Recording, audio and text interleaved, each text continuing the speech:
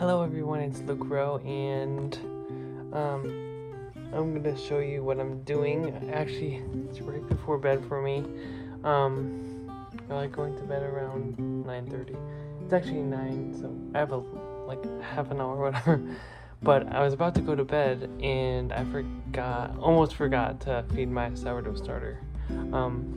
So this is how many days old? Well, it's from the 21st, and it's the 28th today, so it's about 7-8 days old. So, and there's a lot of bubbles. That's a good sign. So I mean, I've made sourdough before, and I'm still learning a lot. But there's been times where I've just given up, because I just feel like it's like a science, and it's like hard to understand a little bit, but I know it's very healthy for my body. So yeah, and it's getting environmental yeast, and I just feel like that's very, very healthy for me. So yeah, I gave it another shot, and it looks like it's working, so that's a good sign. So the recipe that I'm following, the first day you're supposed to do 75 grams each of flour mix, which is basically half wheat and half white, or bread flour, should I say. The pamphlet said that the whole wheat is like the bug, and the white is like the food. So they kind of feed off each other and allow the process to go faster. And then, so the 75 grams of both water and flour, that's only the first day. You leave it out for 3 days. Just let it ferment down. And then the fourth day, you're supposed to feed it 50 grams. After you save. So when I say grams, they want to do everything in weight, but I looked up all the measurements. These are not going to be exact, because with flour it takes up moisture or something, and it sometimes weighs more as the day goes on. So, but you're supposed to save about a tablespoon of discard, or not discard, but the discard is the stuff that you're after you save it. As I do the process, I'll show you what I'm doing. But so y'all know, if you've been doing sourdough, that your jar always gets very dirty. So what I do is I clean it after every time I feed it. So I'll just start and stop rambling on. So you're gonna get about a tablespoon. You're gonna save this. This is gonna be put back into the jar. So I use the cap as a little place to set the tablespoon, just so all the gooey stuff doesn't go everywhere. And then, so my recipe thing says not to use the discard, because it has bad bacteria in it, and it as this is seeking for stuff in the environment, you don't want that bad bacteria going back into that. So what I'm doing is, I'm probably not gonna eat this, but because I decided, I haven't eaten wheat in a while, so and because I always feel bloated after, like, we're talking like yeast bread and stuff. So I'm just, when this bowl is full, you can see I've used this like 4 times. But anyway, after this is full, I'm putting this in the freezer. After this is full, I'm gonna give it to the chickens. So just trying to get all of it out here. Now it's gonna get washed anyway, but They say, now again, we don't want the bad bacteria. They said not to save the discard until the 10th day. So, now it being in the freezer, it's not gonna let that bad bacteria go everywhere. Okay, so I'm gonna wash this spoon, and I'm gonna wash the jar too.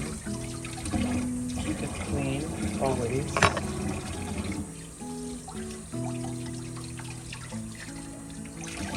Get it nice and clean, and then I use paper towel to dry it out as best I can.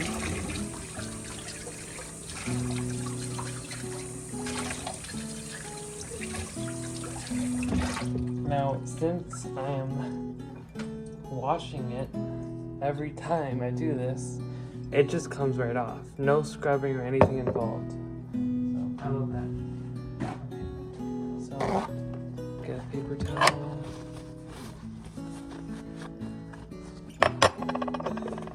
And then, it doesn't have to be totally dry, because you're gonna get it wet again because you're putting water in it and stuff. But I usually just try to do the outside as best I can. So, squeaky clean. Okay. So, you know, I always use this spoon too as a mixing spoon. Okay. So let's see if I can. It's just weird. I have to be on my knees because I don't have a tripod for the camera. But anyway, like I said, this is pre-mixed whole wheat and bread flour. So they told me to do this before I start feeding and discarding. It just makes it a lot easier because you don't have to take out 2 flour bags. You can just focus on one. So again, I looked this up. This is not recommended. So if you have a scale, use it. But this is what I do because it just makes it a whole lot easier. And I also use a funnel. This is actually made for canning, but I use a funnel so no sourdough stuff goes on the rim and ruins it, because what's on the rim is going to go on the cap. So yeah, I was trying to stay on my knees, but it's kind of uncomfortable, but I want you guys to see my face as I'm talking. So okay, so here's a tablespoon of the carryover starter. Trying to get as much as we can. Okay.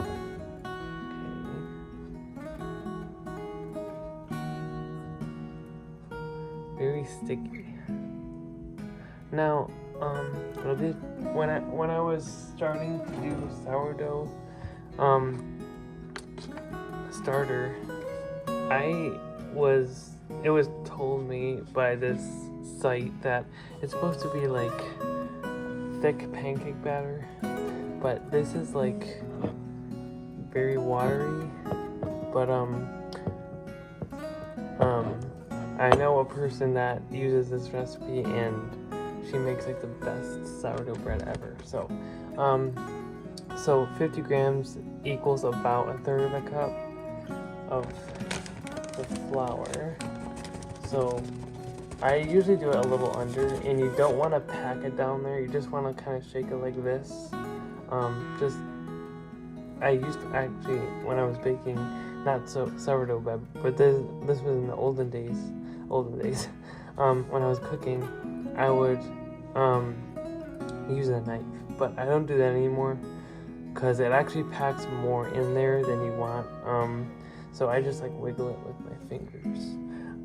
Actually, should I see? A lot of times the flour cakes to the bottom, and it makes it harder to stir. So I'm gonna put the water in first. And 50 grams of water equals about 1/4 of a cup. It's not perfect, but it's about around there. So you want warm water. And you don't want it chlorinated, so if you can get like a filter or what other things? Spring water is good. Actually, this tap water is actually well water. so I don't have to worry about chlorine being in it. So there's a 4th cup of water, and then we're gonna put the flour in as well, the mixed flour. Okay, then we're gonna mix this. There's actually some on the cap, some starter on the cap, so I'm gonna take that out. And I try to clean the cap very good as well before putting it on the jar, because there can be mold in the threads, so we don't want that to happen. Okay, so we're gonna stir it up. See, you can kind of tell it's very watery here. And then make sure it's fully combined. I kind of usually look on the sides and on the bottom. Make sure you're not seeing any dry flour or flour that hasn't been mixed up and broken up. Okay.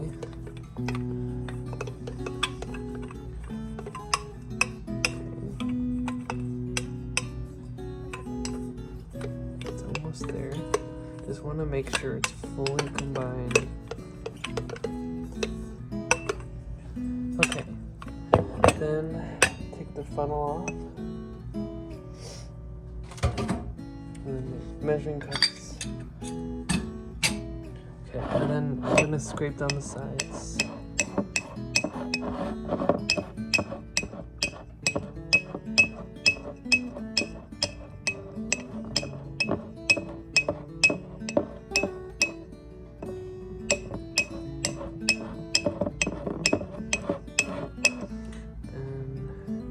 Get everything off the spoon.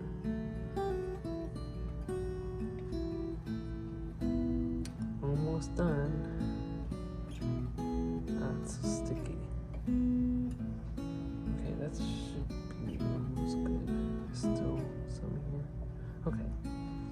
Now we're gonna wash the cap.